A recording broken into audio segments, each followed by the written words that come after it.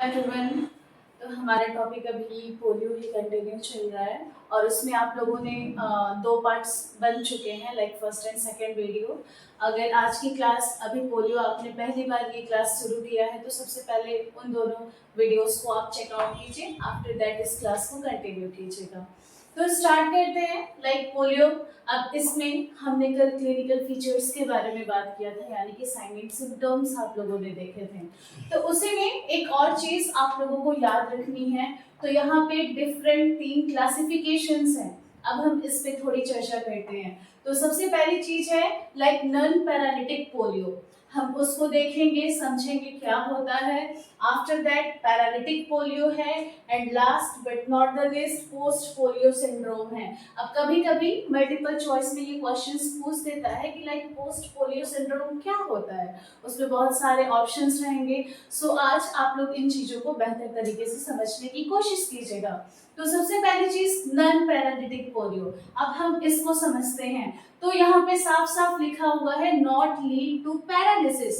अब इसके नाम से ही आपको पता चल रहा होगा, यानी कि पैरालिसिस होकर बिल्कुल नहीं हो रही है। बट यहाँ पे कुछ ऐसे साइन एंड सिम्टम्स हैं जो उस अफेक्टेड पेशेंट में देखने को मिल सकता है, जैसे कि फीवर हो गया, सोर थ्रोट हो गया, यानी कि जो गले में खराश होता है, पेशेंट को हेडेक होगी, नोजिया वॉमिटिंग देखने को मिल सकता है, मसल्स वीक हो जाएंगे, यानी कि मांसपेशियों में एक कमजोरी देखने को मिलेगा। यानी कि पेशेंट यहाँ पे कंप्लेन करेगा कि लाइक उसे वेट बेयर करने में या थोड़ी सी मसल स्पाज्म हो सकती है, मसल वीक हो सकती है। ये सारी चीजें उस पर्टिकुलर पेशेंट में देखने को मिल सकती है। आफ्टर दैट बैक एक की कंप्लेन है, यानी कि पेशेंट कंप्लेन कर सकता है कि कमर में एक दर्द बनी हुई है या फिर पूरी बॉडी में एक दर्द बना हुआ है, एक अकड़न यानी कि स्टिफनेस महसूस हो रही है।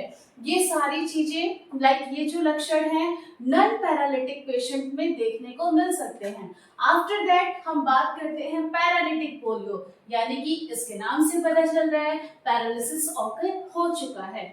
ओके, अब पैरालिसिस ऑकर हुआ तो कुछ साइन एंड सिम्टम्स पे हमने कल भी चर्चा की थी। सो आप लोग थोड़ा सा कोरिलेट उसको कीजिएगा, यानी कि यहाँ पे नर्व पाथवे ऑब्वियसली अफेक्ट होगी, सीएनएस अफेक्ट हो रही है और यहाँ पे लीड टू पैरालिसिस। अब नर्व पाथवे अफेक्ट हुआ है तो पैरालिसिस कॉज करेगा ही करेगा। अब यानी कि मसल्स में अच्छी खासी वीकनेस है, स्ट्रेंथ एंड पावर बहुत कमजोर हो चुकी है, यहाँ पे जो रिफ्लेक्सेस हैं वो भी लॉस होने लगते हैं, जैसे कि सेंसेशन से जुड़े हुए। जैसे अगर हमने एक गर्म ऑब्जेक्ट है उसको टच किया तो वो तुरंत इंफॉर्मेशन हमारे ब्रेन तक जाती है। आफ्टर दैट वो हमें अनुभूति होती है कि लाइक हम किसी गर्म चीज को टच किए हैं, तुरंत हाथ हटाएं। ठीक है, तो ऐसे ही हमारी बॉडी में बहुत सारे फर्दर रिफ्लेक्सेस होते हैं जो धीरे धीरे उस पर्टिकुलर पेशेंट में अफेक्ट होने लगता है। आफ्टर दैट सीवियर मसल एक और वीकनेस। अब मैंने आप लोगों को कल भी क्लास में बताया होगा, लाइक पेशेंट को यहाँ पे बहुत सीवियर मांसपेशियों में दर्द यानी कि मसल एक देखने को मिलता है। उसके साथ साथ लाइक वो जो पर्टिकुलर पेशेंट है उसकी मांसपेशियां समय के साथ साथ बहुत ज्यादा वीक होने लगती हैं। लाइक अब पेशियों का क्या काम है, मसल्स का क्या काम है, कॉन्ट्रैक्शन एंड रिलैक्सेशन, यानी कि वो कॉन्ट्रैक्ट और रिलैक्स करके पर्टिकुलर मूवमेंट परफॉर्म करती है। बट पैरालिसिस के केस में वो कॉन्ट्रैक्शन रिलैक्सेशन सब कुछ अफेक्ट हो जाता है और आगे चल के पेशेंट कंप्लीटली पैरालाइज्ड हो जाता है। उसके बाद है लूज लिम्स। अब ऑब्वियसली लूज लिम्स मतलब कि हमारे हाथों पैरों में जैसे कि कोई स्ट्रेंथ एंड पावर ही ना हो तो वो तो तुरंत लूज हो जाएगा। कोई भी लाइक पेशेंट को अगर हम कोशिश करेंगे हाथ को ऊपर उठाने की, वो तुरंत नीचे की तरफ क्या होगा, गिर जाएगा। उसमें कोई भी स्ट्रेंथ एंड पावर बची ही नहीं है, जिस वजह से यहाँ पे लूज लिम्स मेंशन किया गया है। तो इस चीज को याद रखना है। आफ्टर दैट लोअर लिम्ब या हिप रीजन जो है वो मोस्ट कॉमनली अफेक्ट होता है।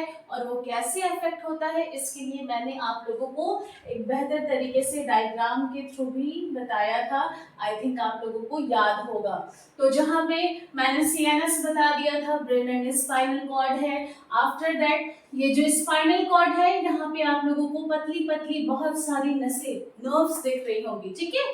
तो मोटर न्यूरॉन्स और सेंसरी न्यूरॉन्स, इनकी कहानी शुरू होती है। सो ये पर्टिकुलर वायरस क्या करता है, सबसे पहली चीज तो जो एंटीरियर हॉर्न होती है वहां पे अफेक्ट करना शुरू करता है, और उसके बाद आप देख सकते हैं अब ये वायरस है तो ऑब्वियसली अपनी संख्या को क्या करेगा, रेप्लिकेट करेगा, मल्टीप्लाई करना शुरू करेगा, और फिर उस पर्टिकुलर एरिया में इन्फेक्शन कॉज कर देता है। शुरुआत में पेशेंट को क्या लगेगा, एक अकड़न हो रही है, जकड़न हो रही है, मूवमेंट लॉस हो रहे हैं, बट आफ्टर दैट कुछ समय के बाद धीरे धीरे वो पैरालिसिस कॉज कर देता है।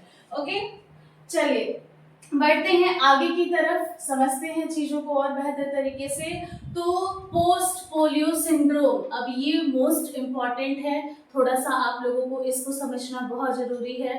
तो यहाँ पे लिखा हुआ है, सो यहाँ पे देख सकते हैं disabling sign and symptoms like after years of polio, like यहाँ पे जो डिसेबिलिटी कॉज हो चुकी है उसके बहुत सारे लक्षण भी फर्दर देखने को मिल सकते हैं, और पोलियो होने के बाद कुछ सालों तक ये चीजें कंटिन्यूअसली चलती भी हैं, जिसमें आगे लिखा है progressive muscle and joint pain, यानी पेशेंट कंप्लेन करेगा कि उसको लाइक जॉइंट में कंटिन्यूअसली पेन बना हुआ है, या जैसे कहते हैं ना रेडिएटिंग पेन हो रहा है, या जो मसल्स हैं उनमें रेडिएटिंग पेन हो रहा है, या पेन ठीक है फिर समय के साथ साथ और बढ़ना शुरू कर दिया है।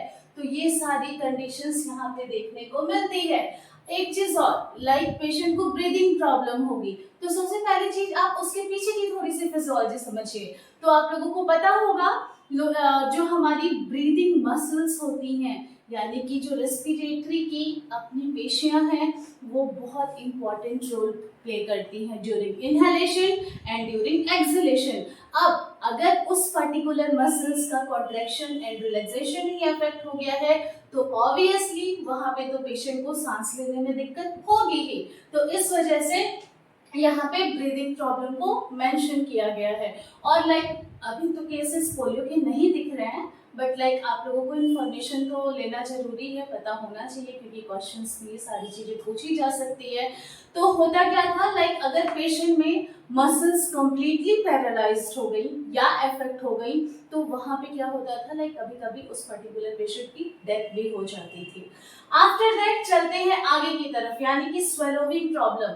अब पेशेंट को यहाँ पे पेशियां अफेक्ट हो रही है, मसल्स भी वीक हो रही है, तो स्वेलो करने में, लाइक किसी भी चीज को निगलने में, इन सभी चीजों में पेशेंट को दिक्कत होती थी। और लास्ट है लाइक जो कोल्ड टेम्परेचर होता है उससे जो टॉलरेंस लेवल है वो भी डिक्रीज होने लगता है। तो आई थिंक आप लोगों को ये 3 क्लासिफिकेशन बहुत बेहतर तरीके से समझ में आया होगा। बढ़ते हैं आगे की तरफ। तो यहाँ पे एक छोटा सा लाइक टेबल फॉर्म है जिससे आप लोग इसको थोड़ा बेहतर तरीके से समझ सकते हैं। तो ये एक पोलियो का इन्फेक्शन था, लाइक पोलियोमाइलाइटिस, जो एक वायरल इन्फेक्शन है। अब उसमें 3 क्लासिफिकेशंस हैं। सबसे पहला है एसिम्प्टोमेटिक, जहां पे क्या हो रहा था, पेशेंट में कोई भी साइन एंड सिम्टम्स नहीं दिख रहे थे, रिकवर भी वो 2 से 4 दिनों में, 5 दिनों में ठीक हो जा रहा था। दूसरा है माइनर इलनेस, लाइक हल्की फुल्की एक जो इलनेस होती है वो पेशेंट में देखने को मिल रहा था, बट कुछ वीक में पेशेंट रिकवर हो जा रहा था। बात करते हैं लास्ट वाले की, यानी कि एसेप्टिक मेनिंजाइटिस। अब एसेप्टिक मेनिंजाइटिस यहाँ पे यानी कि जो मेनिंजेस हैं, अब आप सभी को पता है हमारी ब्रेन की लेयर है, तो वो क्या होने लगेगी, धीरे धीरे इन्फ्लेम्ड होने लगेगी। और आप सभी को पता है मेनिंजाइटिस वायरल भी होता है, बैक्टीरियल भी होता है, बट यहाँ पे हम वायरल डिजीज की बात कर रहे हैं, तो वायरस की वजह से मेनिंजाइटिस कॉज हुआ है। आफ्टर दैट ये एंटीरियर हॉर्न की जो सेल्स होती हैं उसको धीरे धीरे इन्फ्लेमेशन कॉज करना शुरू कर देता है, और धीरे धीरे ये कंडीशन आगे बढ़ती है। तो पेशेंट में अब कैसे आगे बढ़ी, कैसे पैरालिसिस कॉज हुआ, तो तुरंत से आप लोगों के दिमाग में ये डायग्राम आ जाना चाहिए, यानी कि ये जो एंटीरियर हॉर्न सेल है यहाँ पे वायरस इन्फेक्शन फैलाना शुरू किया, और फिर ये स्प्रेड होना शुरू किया, जिसकी वजह से पेशेंट में क्या हुआ, पैरालिसिस कॉज हो गया। ठीक, अब जब पैरालिसिस कॉज हो जाएगा तो या तो 2 चीजें होती हैं, या तो पेशेंट की मृत्यु हो जाए या तो पेशेंट ठीक होना शुरू करे। तो यहाँ पे पैरालिसिस हुआ तो या तो डेथ हो गई पेशेंट की, अगर नहीं हुई तो रिकवर करना शुरू किया। कुछ पेशेंट में क्या होता है, लाइक पैरालिसिस की कंडीशन में ऐसा नहीं है कि सभी पेशेंट तुरंत रिकवर कर जाते हैं, तो कुछ लोग में आगे चल के कंप्लीट रिकवरी देखने को मिलती है, बट कुछ लोगों में आगे चल के डिसेबिलिटी देखने को मिलती है। तो आई थिंक ये जो नॉलेज है, जो ये फ्लो चार्ट के द्वारा आपको समझाया गया, आप लोगों को बेहतर तरीके से क्लियर हो गया होगा। अगर इंफॉर्मेशन वर्थ इट है तो लाइक एंड शेयर कमेंट जरूर कीजिएगा। आज के लिए इतना।